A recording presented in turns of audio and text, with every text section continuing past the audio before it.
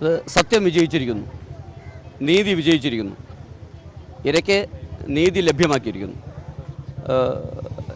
അന്നത്തെ ADGP ആയിരുന്ന സന്ധ്യ മാഡത്തിൻ്റെ കീഴിൽ ഞാൻ, ഉണ്ണിരാജ് സാറ്, മധു സാറ്, സുദർശൻ, സോജൻ തുടങ്ങിയവരുടെ നേതൃത്വത്തിലുള്ള ഒരു ടീം, അത് വല്ലാത്തൊരു ദുഷ്കരമായ ദൗത്യമായിരുന്നു അത്.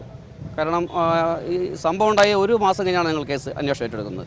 അപ്പോൾ അതിനു മുമ്പ് തന്നെ ഇതിലെ യഥാർത്ഥ പ്രതിയുടെ DNA വിക്ടിമിൻ്റെ ശരീരത്തിൽ നിന്നും ആ വീട്ടിൽ നിന്നും ലഭിച്ചിട്ടുണ്ടായിരുന്നു. അത് ഓൾറെഡി ലാബിൽ നിന്ന് ട്രേസ് ചെയ്തിട്ടുണ്ടായിരുന്നു. ആ ആളെ കണ്ടെത്തുക എന്നുള്ളതായിരുന്നു നമ്മുടെ ലക്ഷ്യം, ദൗത്യം. പല വിഭാഗങ്ങളായി തിരിഞ്ഞ് ഞങ്ങൾ അന്വേഷിച്ചതിൻ്റെ അടിസ്ഥാനത്തിൽ പ്രതിയെ കിട്ടി. പ്രതിക്കെതിരെ വ്യക്തമായ തെളിവുകൾ ശേഖരിച്ചു. അത് സയൻറ്റിഫിക് എവിഡൻസ് ഉണ്ടായിരുന്നു, മറ്റേ ഓറൽ എവിഡൻസസ് ഉണ്ടായിരുന്നു, എല്ലാം ഉണ്ടായിരുന്നു.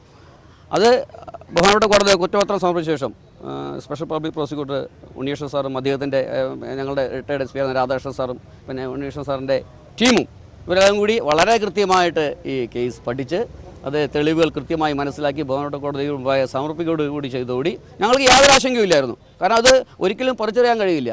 വിക്ടിമിൻ്റെ നെയിൽ ക്ലിപ്പിൽ നിന്ന് കിട്ടിയുള്ള ഒരു മെയിൽ DNA, വിക്ടിമിൻ്റെ പുറത്തൊരു കടി ഉണ്ടായിരുന്നു, ആ കടിച്ച അവിടെ നിന്നുള്ള സലയിൽ നിന്ന് കിട്ടിയ DNA, വിക്ടിമിൻ്റെ ചുരിദാർ ടോപ്പിൻ്റെ സ്ലീവ്സിലുണ്ടായിരുന്ന DNA, വീടിൻ്റെ പുറകുവശം കട്ടൽപ്പടിയിൽ നിന്ന് കിട്ടിയ ഒരു മെയിൽ DNA, ഇതെല്ലാം one and the same person ആയിരുന്നു, ഒരേ വ്യക്തിയുടേതായിരുന്നു.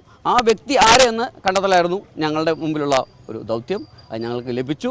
ഇന്ന് ബഹുമാനപ്പെട്ട ഹൈക്കോടതി ഇത് അംഗീകരിച്ചുകൊണ്ട് തന്നെ അത് സത്യമായിരിക്കുന്നു, നീതി വിജയിച്ചിരിക്കുന്നു. ഈ നരബലിയൊക്കെ കേസ് അന്ന് വിവാദമായ സമയത്തും ഈ കേസ് ചർച്ച ചെയ്യപ്പെട്ടിരുന്നു. പോലീസ് ഇത് ഫേക്കായിട്ട് ഉണ്ടാക്കിയ ഒരു പ്രതിയാണെന്ന് പറഞ്ഞിട്ട് പോലീസിനെതിരെ വലിയ വിമർശനം അന്നും ഉണ്ടായിരുന്നു. അത് ഏതോ കോണുകളിൽ നിന്ന് എങ്ങനെയുണ്ടായ കാര്യമാണ്.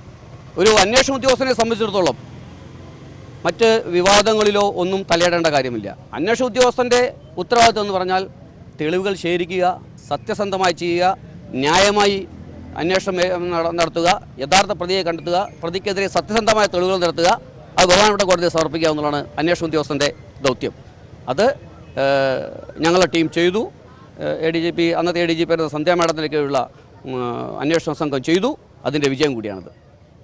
അതോടൊപ്പം തന്നെ സ്പെഷ്യൽ പബ്ലിക് പ്രോസിക്യൂട്ടറെ പ്രത്യേകം എടുത്ത് പറയണം. അദ്ദേഹം ഇപ്പോൾ ഈ അപ്പീൽ വന്നപ്പോൾ പോലും ഞങ്ങൾ പലതവണ ഇരുന്ന് ഞങ്ങൾ ഇത് ഓരോ കാര്യങ്ങളും വിശകലനം ചെയ്ത് ഒന്നുകൂടി കാര്യങ്ങൾ ഊട്ടിയുറപ്പിച്ച് കൃത്യമായ ചിട്ടയായ പ്രവർത്തനത്തിലൂടെ ബഹുമാനപ്പെട്ട കോടതി മുമ്പാകെ ബഹുമാനപ്പെട്ട കോടതി ചോദിക്കുന്ന ഓരോ ചോദ്യങ്ങൾക്കും കൃത്യമായിട്ട് പബ്ലിക് പ്രോസിക്യൂട്ടർ മറുപടി പറഞ്ഞ് പഴുതടച്ച അന്വേഷണമാണ്, അത് സത്യസന്ധമാണ്, ഇയാൾ തന്നെയാണ് പ്രതി എന്ന് അരക്കെട്ട് ഉറപ്പിച്ചോടെയാണ് ഈ വിധി ഉണ്ടായിരിക്കുന്നത്.